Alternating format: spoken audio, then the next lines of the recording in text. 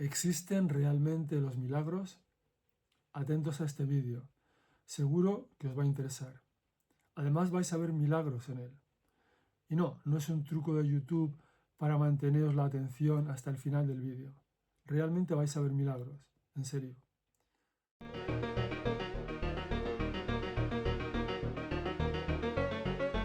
Este vídeo es el tercero en una miniserie sobre la existencia de Dios.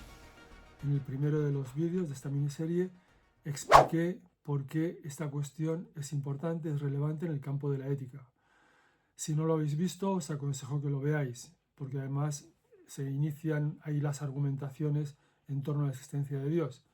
En el primero y en el segundo vídeo tratábamos de las argumentaciones teóricas, el argumento cosmológico y el argumento ontológico. Hoy vamos a tratar del argumento empírico.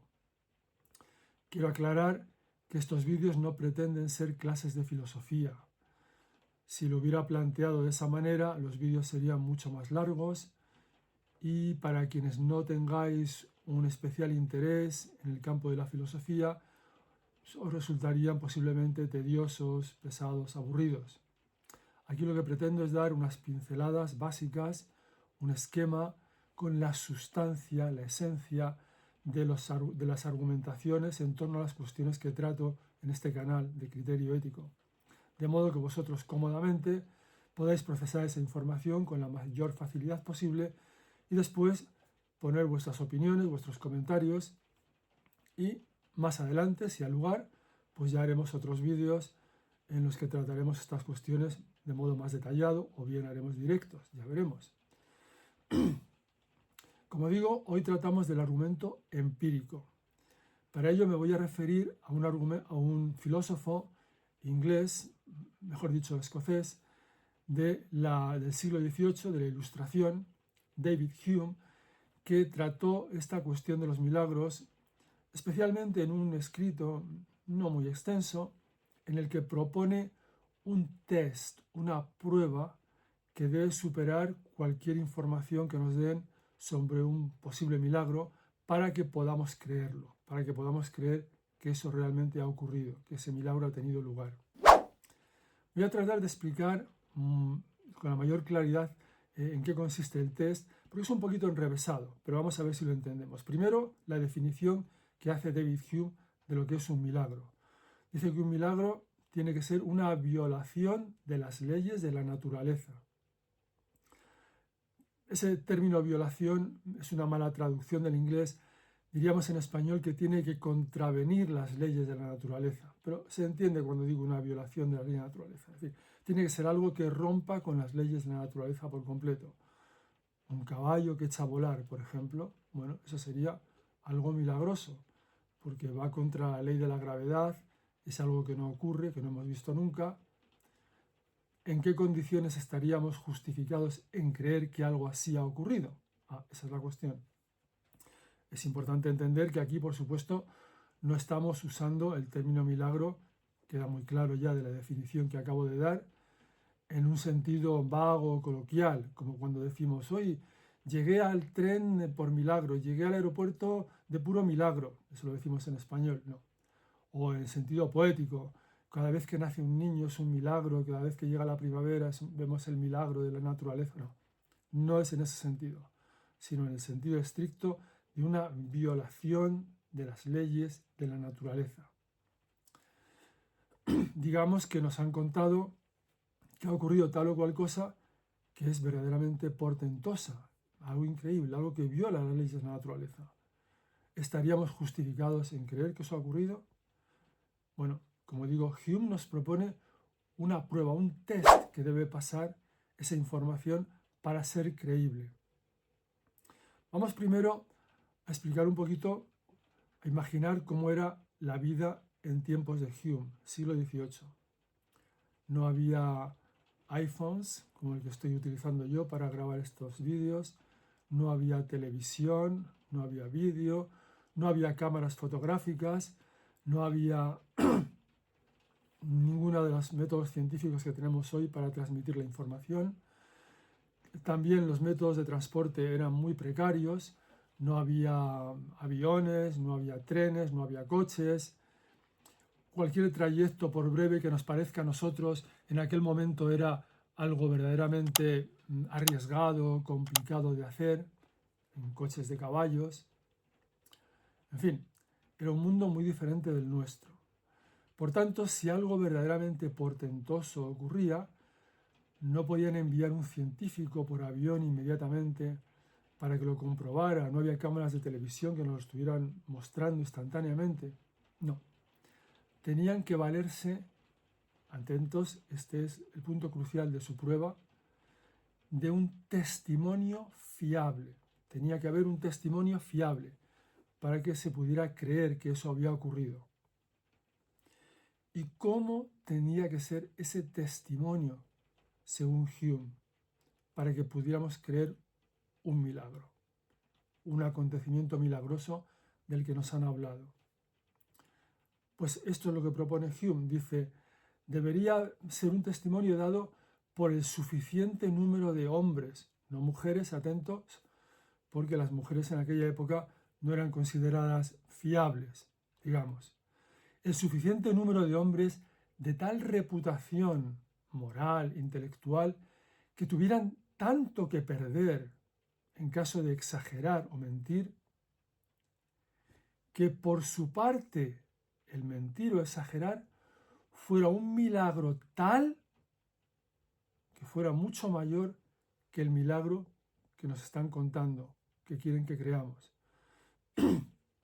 Es decir, si encontráramos ese grupo de hombres de tal estatura moral e intelectual, imaginemos hoy día, no sé, un grupo de premios Nobel, el Papa, yo qué sé, que tuvieran tanto que perder en su reputación si nos contaran una mentira o si exageraran algo.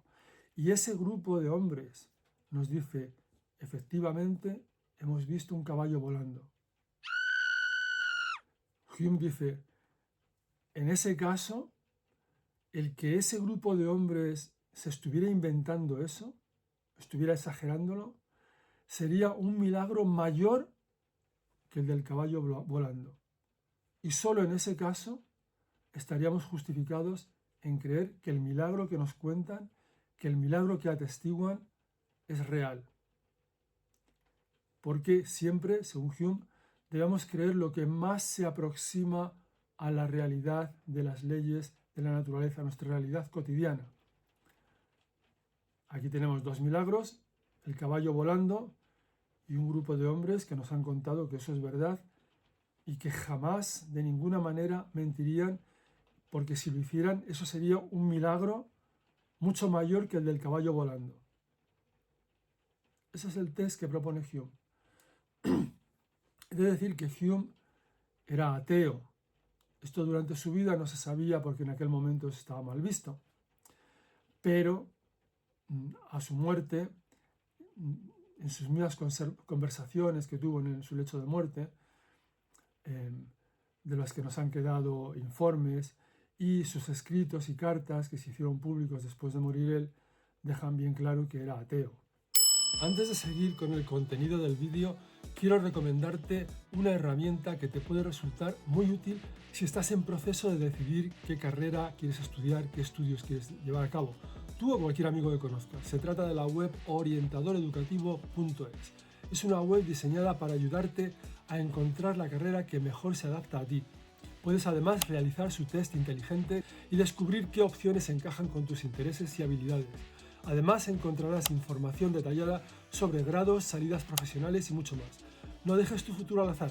Visítala hoy mismo, orientadoreducativo.es, y da el primer paso hacia tu mejor decisión. Apúntate a la newsletter para obtener el código de descuento. Te dejo el enlace en la descripción. Y ahora sí, seguimos con el vídeo. En este test hay un intento superfluo de ser aparente, un intento aparente y superfluo de objetividad, de imparcialidad, pero realmente el test contiene una trampa, como quizás algunos ya os habréis dado cuenta de ello, ya hayáis caído en ello.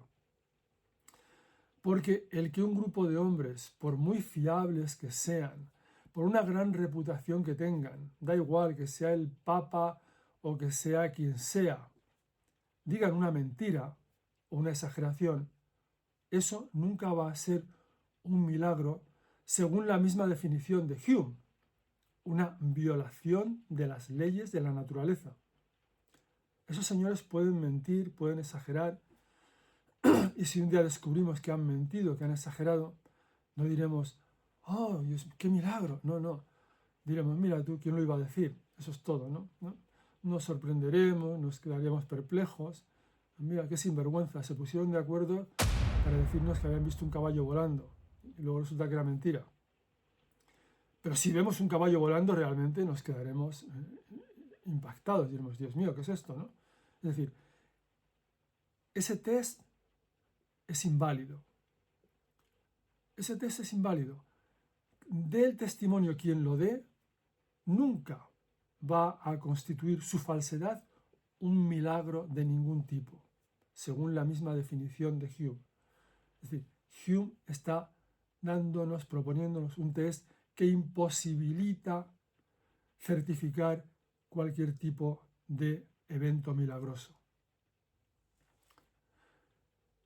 Esto es importante porque nos dice también algo sobre la actitud de una serie de personas perdón, que no creen en los milagros o no quieren creer en los milagros o no quieren estudiar la cuestión de los milagros. Esto es muy importante. Podemos ver si hay milagros o no, pero si decidimos que sí que existen los milagros, eso para algunas personas significa es que si existen los milagros, existe Dios y no estoy dispuesto a creer eso. Esa sería la actitud de David Hume. Si existen los milagros, es que existe Dios y yo soy ateo y he dicho que Dios no existe. Por tanto, no puede haber milagros. Eso no es una actitud moralmente honrada. Hay que ver los hechos, los datos, objetivamente y después ya veremos qué consecuencias traen esos datos. Si Hume viviera hoy, no necesitaría el testimonio de nadie que le certificara que ha ocurrido tal o cual cosa.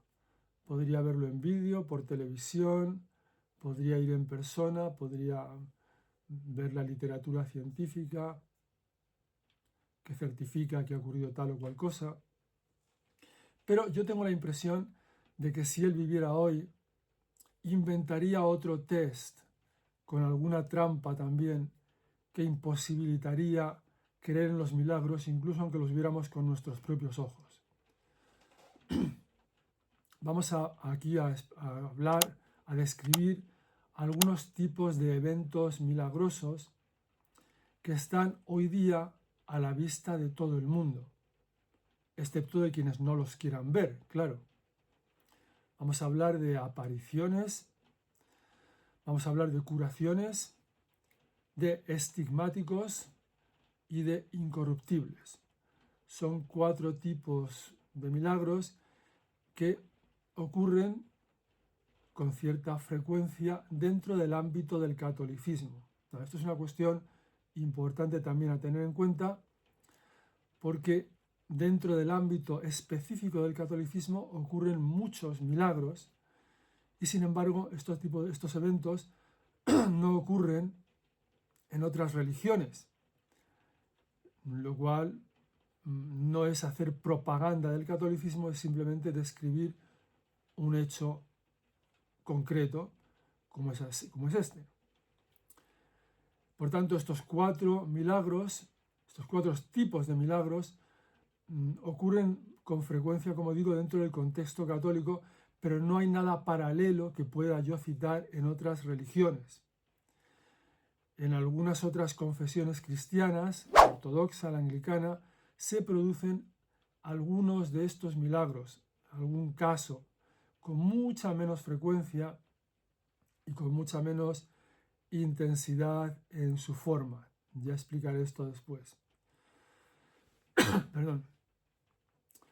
Apariciones. Bueno, las apariciones más conocidas son las apariciones de la Virgen María. En este tipo de eventos hay una persona que puede ser adulta o puede ser un niño o un adolescente que entra en éxtasis, durante el cual pierde todo tipo de sensibilidad, le ponen fuego, les pinchan con alfileres, no sienten nada, y después cuando salen del éxtasis dicen que han visto, se les ha aparecido una persona que tenía forma completamente real, física, que era una mujer, y además describen a una mujer muy joven, como de 14 o 15 años. Esto es muy significativo porque generalmente las imágenes de la Virgen que vemos en las iglesias, que ven los niños, reflejan la imagen de una mujer en torno a 30 y pico años, 38 años, algo así, pero nunca una joven de 14 o 15 años. Y sin embargo, esta descripción se repite constantemente, es un común denominador en las apariciones, en este fenómeno que conocemos como las apariciones de la Virgen. Esta es una de las características.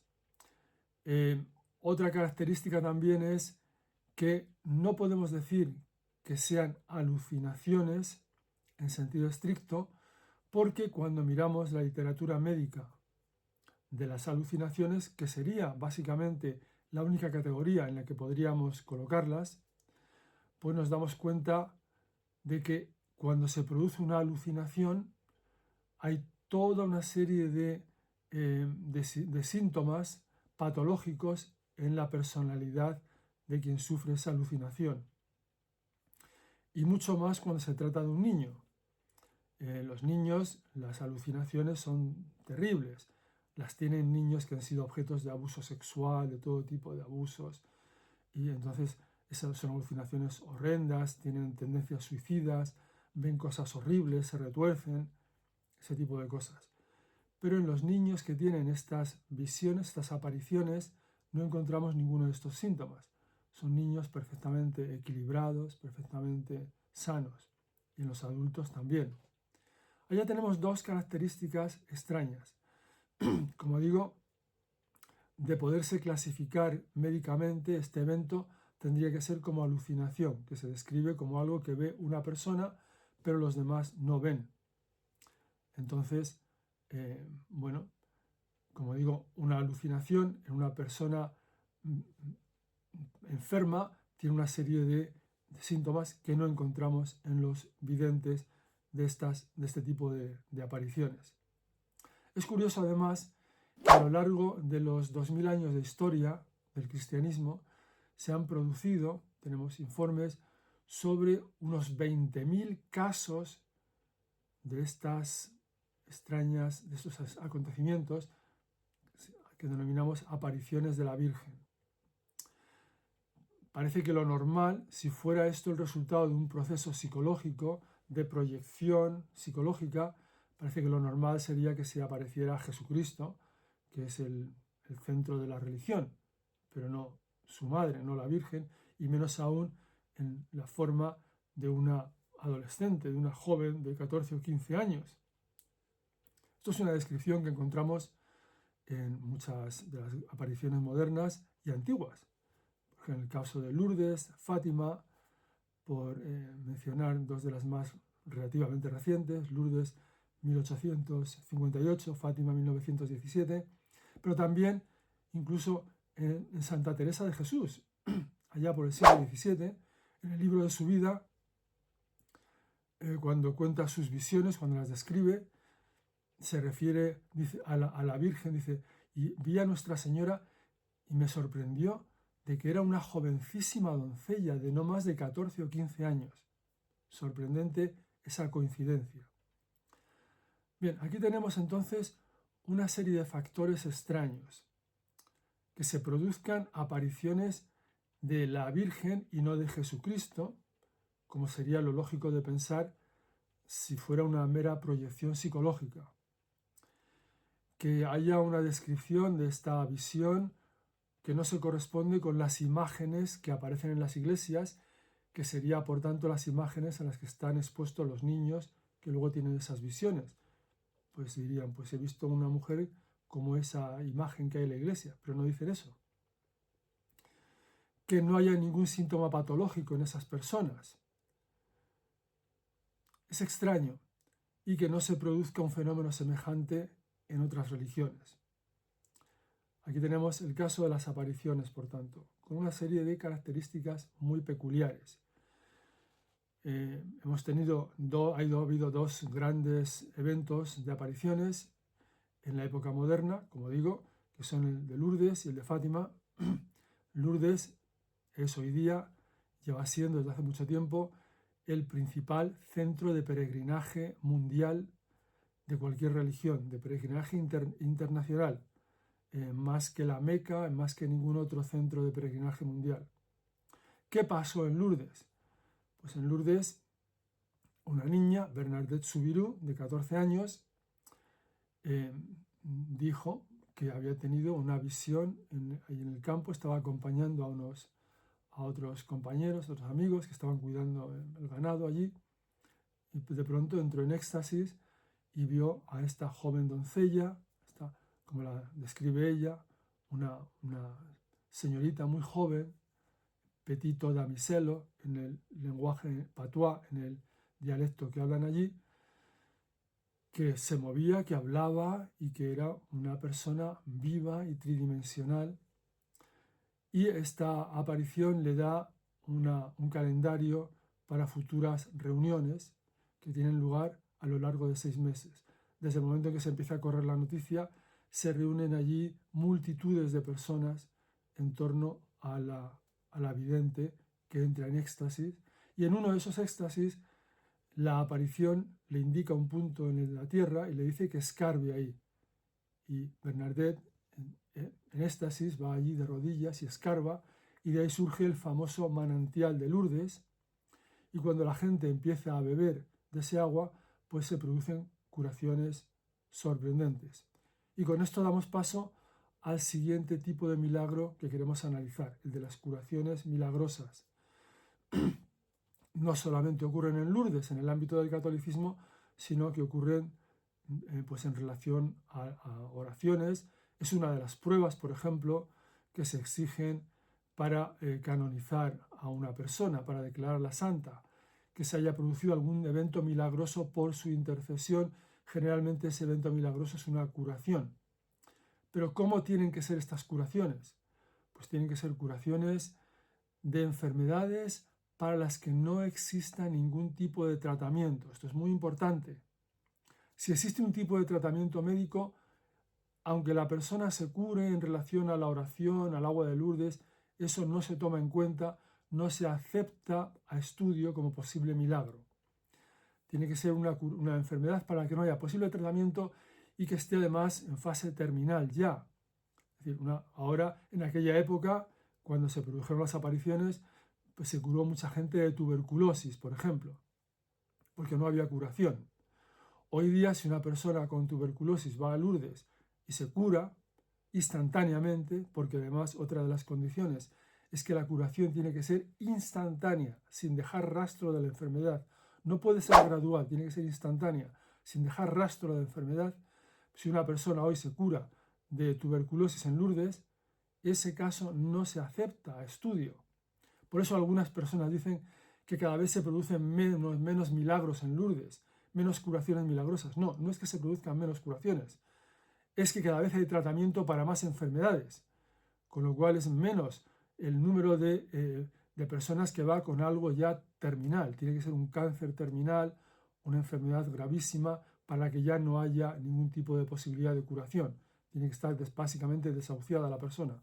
Entonces, cuando se produce una curación de esa enfermedad, que es instantánea y completa, que no se vuelve a reproducir en los siguientes 15 años, no quiere decir que después se pueda reproducir, pero hay que poner un límite de tiempo, hay que esperar al menos 15 años y asegurarse de que esa enfermedad ha desaparecido y no se ha vuelto a reproducir, no ha dejado ni rastro, y que además esté plenamente certificada, que esa enfermedad existía, que los médicos certifiquen que la curación es médicamente inexplicable. ¿Quiénes certifican eso? Comisiones médicas internacionales de especialistas en ese campo de la medicina, en que se haya producido la curación. No médicos católicos ni nada por el estilo, sino especialistas a nivel internacional. Simplemente tienen que certificar que a la vista de la documentación que existía sobre el proceso patológico, esa curación es médicamente inexplicable, nada más. Con esa certificación, que a veces puede tardar muchos años en llegar, de una curación médicamente inexplicable, ese caso pasa a otra comisión, una comisión eclesiástica que tiene otra serie de requerimientos. Y en Lourdes hay muchas curaciones que han sido declaradas médicamente inexplicables, que sin embargo no han sido después declaradas milagrosas, no porque no lo sean, sino porque hay una serie de requisitos formales pues que no cumplían. En algunos casos quizá la persona ya había muerto por edad, por otra enfermedad, o no sabemos, en fin. Entonces la comisión eclesiástica dice, bueno, sí, podrá ser milagrosa, pero no cumple tales condiciones extras que exigimos nosotros y no se declara milagrosa. Hay decenas de curaciones milagrosas, pero hay muchas más en Lourdes que no lo son, que son médicamente inexplicables, pero que no han sido, como digo, declaradas milagrosas. Entre los tipos de curaciones que se han producido en Lourdes, ha habido muchos de cáncer, de otros tipos de origen en los primeros tiempos, como digo, de tuberculosis, ha habido incluso curaciones de síndrome de Down, o sea, verdaderamente impresionante. Son curaciones para las que no tenemos explicación y están todas científicamente documentadas en los archivos de Lourdes, y hay publicaciones que puede leer cualquier persona y ver que están certificadas por científicos, por médicos, y que por tanto no presentan ningún tipo de duda en ese sentido. Tenemos ahí, por así decir, el test de Hume, en cierta manera. Tenemos los médicos, los científicos de alta reputación y que independientemente unos de otros han certificado que esa curación es inexplicable. Ahí tendría aplicación, se puede decir, el criterio de Hume, la prueba de Hume, la superarían. Vamos a hablar ahora de los estigmáticos. Son personas que en ciertas ocasiones, en ciertas fechas de especial significación religiosa, como Viernes Santo, desarrollan las marcas de la crucifixión en su cuerpo. De pronto empiezan a sangrar, son heridas superficiales, es decir, se marca la herida y empieza a salir sangre de la piel, no se produce un agujero en la piel, simplemente se ve ahí la marca de un clavo y de ahí surge sangre en las palmas de las manos, en la frente, de la corona de espinas, en los pies, como los clavos, y en el costado de la lanza, lo que se describe en la crucifixión de Jesucristo. Esto viene ocurriendo desde hace muchos siglos. El primer caso del que tenemos noticia fue de San Francisco de Asís, pero esos casos siguen ocurriendo, incluso en el siglo XX tenemos muchos, tenemos varios al menos, grabados en vídeo, y han ido médicos a verlos, a analizarlos, y dicen que es inexplicable, simplemente es médicamente inexplicable, y se les ha puesto la etiqueta de síndrome de estigmatismo, por llamarlo de alguna manera, pero no hay una explicación médica de ningún tipo para eso. La marca de las heridas aparece en esos días cruciales y luego desaparece instantáneamente y no queda rastro de ningún tipo.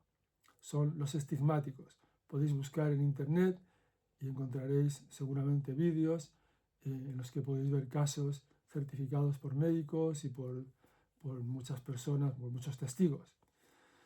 Y finalmente, el cuarto tipo de milagro que quería describir es el de los incorruptibles. Los incorruptibles son los cuerpos de algunas personas que han llevado vidas muy devotas, muy religiosas, y que cuando mueren sus cuerpos no se corrompen, permanecen intactos, como si estuvieran durmiendo.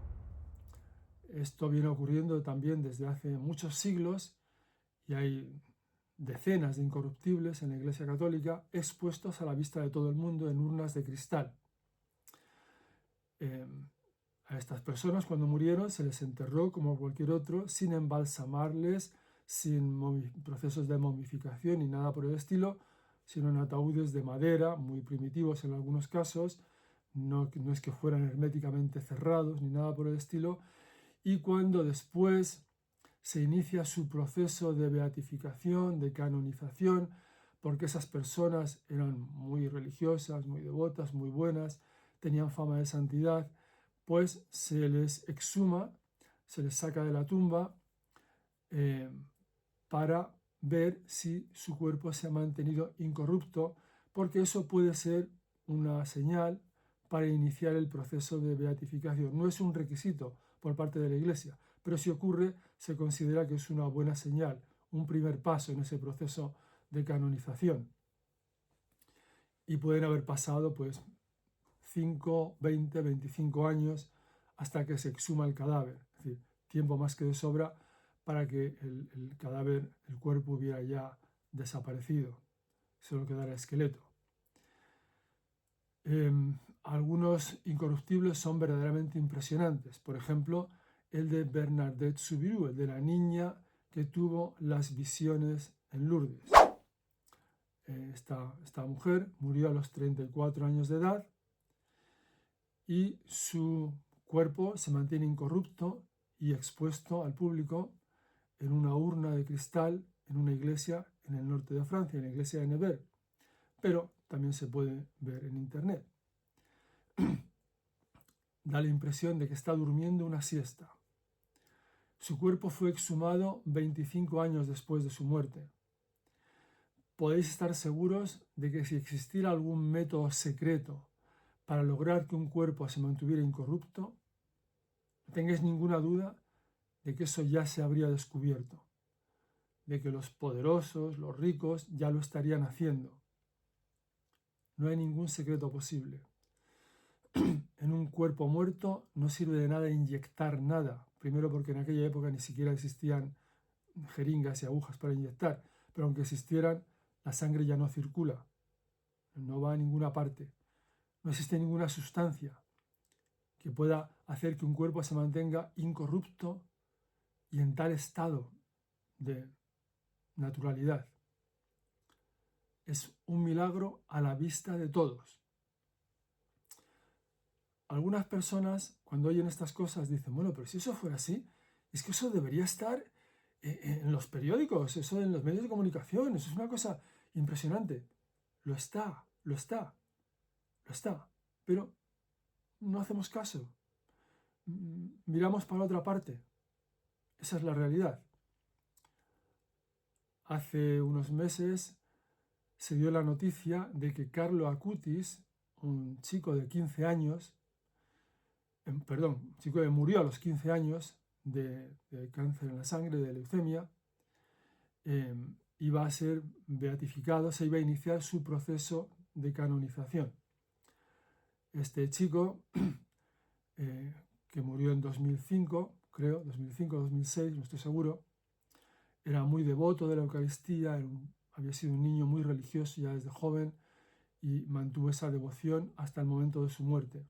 Ya murió con una cierta fama de santidad. Y unos años después de su muerte se exhumó su cuerpo, se abrió el féretro y se vio que estaba incorrupto. ¿Estaba en los periódicos eso? Claro que sí. Claro que sí. Mirad El Mundo, mirad el New York Times, en portada digital del New York Times estuvo el caso. Claro que sí, cuando ocurren estos eventos, está en los periódicos, está en los medios de comunicación.